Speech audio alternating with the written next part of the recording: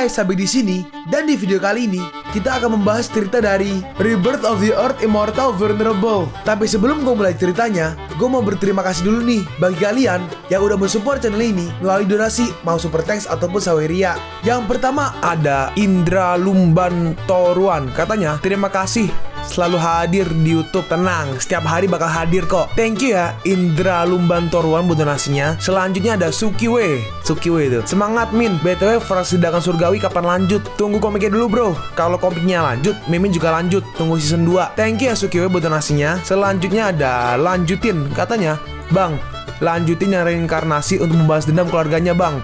Siap, kalau chapter lanjut, gue lanjut terus kok. Thank you ya Lanjutin buat donasinya. Selanjutnya ada All atau Al, entah gimana nyebutnya. Katanya, bro, lanjut reinkarnasi untuk bahas dendam. Ceritanya mantap. Siap, chapter lanjut, gue juga lanjut, tenang aja. Thank you ya Al atau All buat donasinya. Selanjutnya ada Stay Halal. Katanya, kasih semangat buat kaum jomblo. Yang jomblo, semangat ya. Gue juga jomblo kok. Thank you. Thank you Stay Halal buat donasinya. Selanjutnya ada si paling dibully. Katanya sehat selalu ya Min, baru donate segitu. Gak apa-apa. Thank you ya doanya. Thank you ya si paling dibully buat donasi dan doanya. Buat kalian yang mau mensupport channel ini dengan donasi, atau emang sekedar mau beli Mimin kopi, kalian bisa pilih antara super thanks atau saweria. Gue sih gak masalah kalian pilih yang mana. Cuma kalau bisa lewat saweria aja. Soalnya kalau YouTube potongannya gede 30%. Kalau saweria cuma 5%. Untuk link saweria kalian bisa klik aja di atas kanan nih, atau bisa cek di kolom deskripsi. Tapi kalau mau support gak harus donasi kok. Dengan kalian nonton sampai habis dan memberikan like pada video ini, itu udah ngebantu banget buat support channel ini. Oh iya, kalian juga bisa join nih ke grup Telegram komunitas cerita manhwa yang baru. Untuk linknya gue tampilin di layar ya. Tapi kalau malas ngetik, cek aja kolom deskripsi. Di sana kalian bisa sharing nih topik seputar manhwa dan kawan-kawan, dan juga ketemu teman baru. Kalau mau info terbaru dari Mimin, misalnya upload kapan atau misalnya ada telat upload, Mimin pasti akan langsung infokan di Telegram. Makanya jangan lupa join ya. Gak perlu berlama-lama lagi, kita mulai aja ceritanya.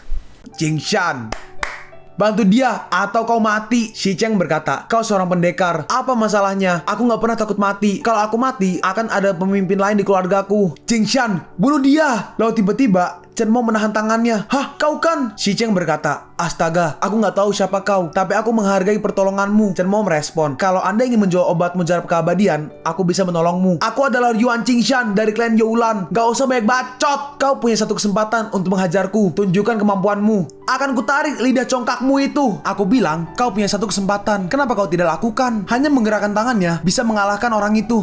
Chen Mo berkata, apa ada hal lain yang ingin kau tunjukkan?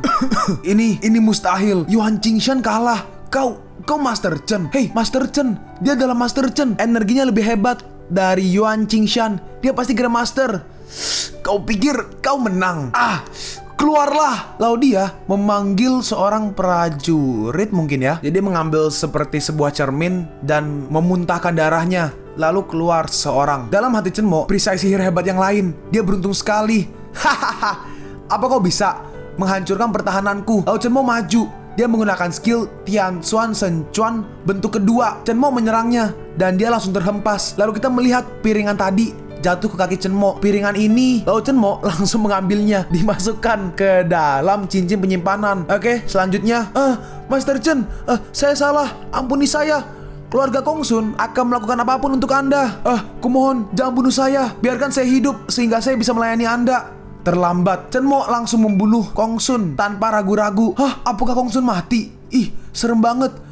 Master Chen, ampuni saya Master Chen, kami dipaksa untuk melakukan ini. Chen Mo berkata, kau bisa bicara kepada Chu Wenxiong tentang obat mujarab keabadian itu. Dia tahu apa yang aku inginkan. Baik Master Chen, berdirilah. Aku kemari hanya untuk memberi pelajaran kepada keluarga Kongsun. Apa yang terjadi denganku? Hei, apa itu kau? Apa yang kau inginkan?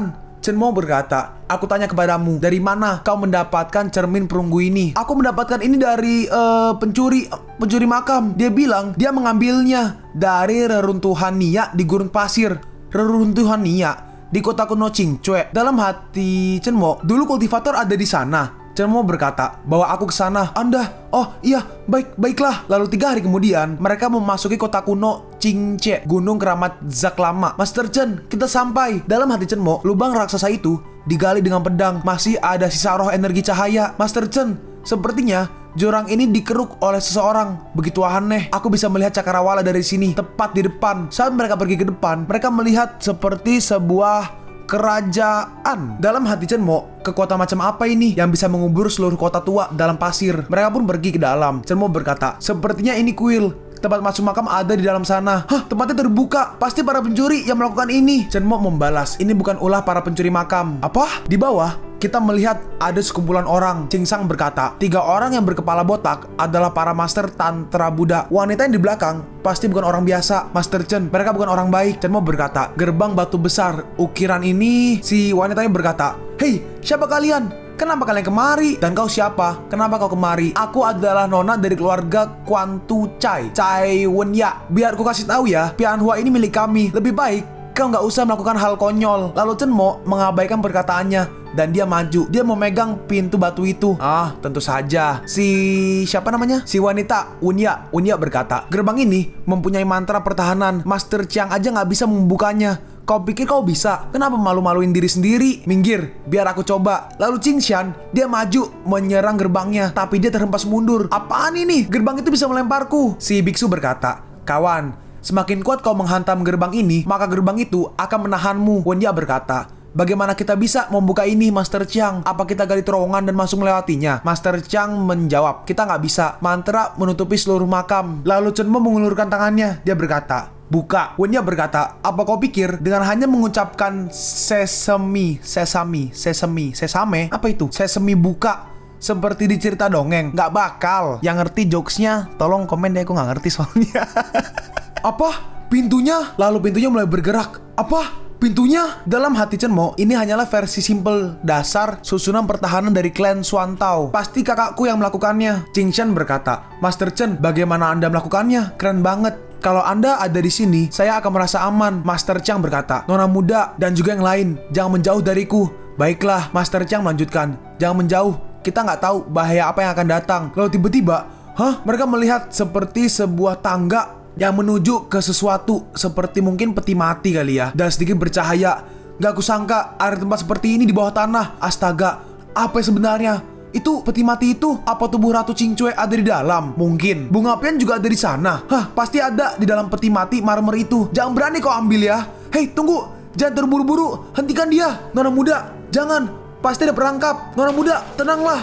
Ketiga orang yang menghalangi nona muda, si Wenya, 3 orang itu semuanya terbakar. Ah, tolong aku. Tolong. Hah, tolong. Itu sangat berbahaya. Apa? Sini, biar ku lihat. Dia terbakar menjadi abu dalam sekejap. Apa ini? Lalu dari situ, tiba-tiba ada yang menyerang. Apa ini? Ini kan seekor ular. Ular itu penyebabnya. Mati kau. Master Chiang menyerang, tapi ular itu berhasil menghindarinya. Awas, ularnya datang. Lalu ular itu menyerang ke arah Chen Mo. Gak kusangka ada seekor ular kobra iblis merah. Tapi dengan satu serangan, ular itu langsung kalah. Master Chiang bertanya, kobra iblis merah, apa itu? Chen Mo menjawab, kobra iblis merah panjangnya kira-kira 40 cm, berwarna merah tua, bersisik, dan membakar apa aja di depan mereka. Wenya bertanya, apakah mereka semua musnah? Enggak, biasanya mereka hidup bergerombol. Ah, apa? Mereka masih ada? Tiba-tiba muncul sangat banyak. Ini terlalu berbahaya. Kita harus keluar dari sini. Mereka terlalu banyak, jangan sentuh mereka. Pergi. Dalam hati Chen Mo, mereka punya ratu. Kalau aku bunuh mereka, mereka pasti akan berhenti. Lalu Chen Mo menghajar mereka. Tapi tiba-tiba ular itu seperti berkumpul. Dan ular itu menjadi besar. Dia berkata, manusia bodoh, kalian mengusik ketenangan tuanku. Tamatlah riwayat kalian. Chen Mo berkata, oh, jadi ular kecil itu adalah bagian dari tubuhmu. Sekarang mereka bergabung membentuk dirimu yang sesungguhnya. Wenya berkata, ularnya bisa bicara seperti monster. Enggak, iblis. Amitabha, matilah kau monster. Tapi monster itu gak berdampak apa-apa. Dan monster itu menyerang. Si ular menyerang ke arah si biksu. Dan biksu berhasil menghindar. Tapi senjata ajaibnya terkena apinya. Hei, jatuhkan senjatamu. Dalam hati si biksu, apinya bisa menghancurkan senjata sihir. Si biksu berkata, ular itu membakar segalanya. Kita terlalu percaya diri. Chen Mo berkata, kau gak bisa bertarung. Mundurlah, biar aku yang urus. Lalu Master Chiang menggunakan skill jurus legendaris segel. Dia mencoba menyegel si ular. Serang, aktifkan. Tapi ular itu ternyata masih gak apa-apa. Gak terkena dampak dari serangan Master Chiang. Lumayan, tapi kurang cukup untuk mengalahkanku. Lalu si ular itu tiba-tiba muncul antena. Bukan antena sih, lebih seperti tanduk dan juga tangan. Jadi berbentuk mirip naga nih. Dia berkata, kau terlalu lemah. Dan kau pikir kau bisa mengikatku dengan ini. Ular itu memiliki darah naga api, bisa menumbuh 4 kaki dan 2 tanduk. Hanya dewa yang bisa mengalahkan makhluk itu. Nona muda, larilah, Wenya berkata. Tapi kita belum mendapatkan bunga apian, Tuan Chiang berkata. Nona muda, hidup itu lebih penting. Master Chiang, hati-hati. Chen Mo langsung maju. Dia menggunakan skill Tian Xuan Shen Chuan bentuk pertama. Chen Mo menyerang ular itu dan Chen Mo langsung membunuhnya. Dia membunuh ular raksasa itu. Dalam hati Master Chiang, kekuatannya luar biasa. Dalam hati Chen Mo, aku harus mengeluarkan kekuatan dewa. Lalu Chen Mo langsung menangkap sesuatu. Ternyata itu ular. Ih, lucu banget, mode kecil gitu. Chen Mo berkata, kau punya roh dewa. Jangan khawatir, aku tidak akan membunuhmu. Aku akan memberikanmu kesempatan untuk bereinkarnasi. Master Chiang berkata, Nona muda, jangan terburu-buru. Mungkin masih ada bahaya lain. Wenya berkata, bunga pian adalah milikku. Pasti ada di dalam peti matinya ratu. Sini bantu aku untuk membuka peti mati ini. Lalu saat dibuka, saat dibuka, ternyata kosong. Loh, kok kosong sih? Cuma ada selai baju. Bunga apiannya di mana? Di mana bunga apianku? Si biksu berkata, lihat potongan kertas di baju itu. Pakaiannya terbakar, tapi kertas itu nggak tersentuh. Saat dibuka, ini adalah gulungan. Ditulis dalam bahasa barat kuno. Gempa menghancurkan tempat akar roh ditanam. Akar roh? Apa maksudnya? Di mana ada dunia baru? Master Chiang berkata, mungkin maksudnya akar yang ada di sungai bawah tanah. Setelah gempa bumi, tarikan gunung Cak lama nggak lagi terhubung ke sungai. Jadi kerajaan Qing Cue nggak bisa bertahan karena itu. Teksnya di samping sulit dipahami. Ada sedikit kerusakan di istana besar, terhubung dengan dunia bawah. 7 muara, tombak langit, dan menyatukan alam semesta. Dalam hati Chen Mo, itu adalah jurus teknik pengubah Xuan Tao Queen. Qing Cue dulunya murid adikku. Jadi akar roh bukanlah di sungai, pasti di sekitar sini. Kenapa peti mati Ratu Qing Cue berada di sini? Jangan-jangan Lao Chen Mo menghancurkan tanahnya dan dia melihat akarnya kelihatan. Hah? Apa yang terjadi? Awas! Nah, sudah kuduga, pohon akar roh. Dalam hati Chen Mo, akar roh dari kerajaan Qing Cue hancur oleh gempa bumi dan menyerap kekuatan udara dan bumi untuk memulihkan diri. Itulah kenapa kerajaan Qing Cue runtuh. Master Chiang berkata, benda ini memancarkan kekuatan penyembuh yang hebat. Lukaku langsung sembuh. Kalau aku latihan di sini, aku bakal jadi Grandmaster dalam setahun. Master Chiang berkata, Nona muda, kalau kita membawa ini ke kakek Anda, dia pasti akan sembuh. Benarkah? Bagus dong. Tapi gimana caranya? Kita nggak perlu mengambil semuanya, cukup sebagian aja. Tapi saat ingin dipotong, belatinya langsung patah. Apa? Mustahil. Chen Mo berkata, akar roh itu nggak bisa dipotong. Kau ingin memotongnya? Mustahil. Aku mau ambil ini untuk kakekku. Chen Mo menjawab, kalau kau mau obat mujarab, pil penolong udah cukup. Pilih ini. Coba biar kulihat. Ini pil penyembuh mujarab. Nona muda, obat ini bisa menolong kakekmu. Wenya berkata, benarkah? Pilnya sangat mahal. Apa yakin kita boleh ambil? Chen Mo merespon, nggak gratis ya. Aku ingin setengah milik dari keluarga Tai. Setengah? Kau mau ngerampok? Kalau kau nggak ingin menyelamatkan kakekmu, ya sudah. Jangan coba-coba menyentuh akar roh. Aku peringatkan kau. Baiklah, aku setuju. Dalam hati Wenya, aku hanya ambil pil ini terlebih dahulu. Tapi aku nggak akan memberikanmu uang sepeser pun. Chen Mo berkata, ambil ini. 1 botol cukup kok. Hah, kakekku selamat. Kau sudah mendapatkan apa yang kau mau. Sekarang pergi dari sini. Tuan Chiang berkata, Nona muda, ayo pergi.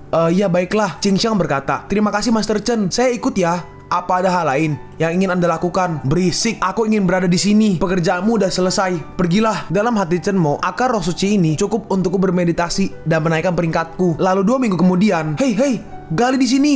Lebih dalam lagi. Ternyata ada orang yang sedang menggali untuk mengambil akarnya mungkin. Lalu Chen Mo bangun, dia sadar. Kurang ajar. Dengan satu serangan, Chen Mo mengempaskan orang-orang itu. Ya, kalian benar-benar serakah. Kamu ingin memiliki semua akar roh untuk dirimu sendiri. Iya kan? Master Chiang berkata, kita semua menemukan akar itu. Bagi kami setengahnya. Dan tanpa ada paksaan. Kalian ingin merampok barangku. Jangan harap. Mati kau. Lalu Master Chiang menggunakan skill roh bumi. Roh bumi, bantu aku. Lalu dia menyerang Chen Mo menggunakan skill naga batu. Muncul naga batu yang sangat besar. Lalu akhirnya ledakan terjadi. Kau ingin menggunakan senjata sihir pertahanan untuk melindungi dirimu. Hahaha.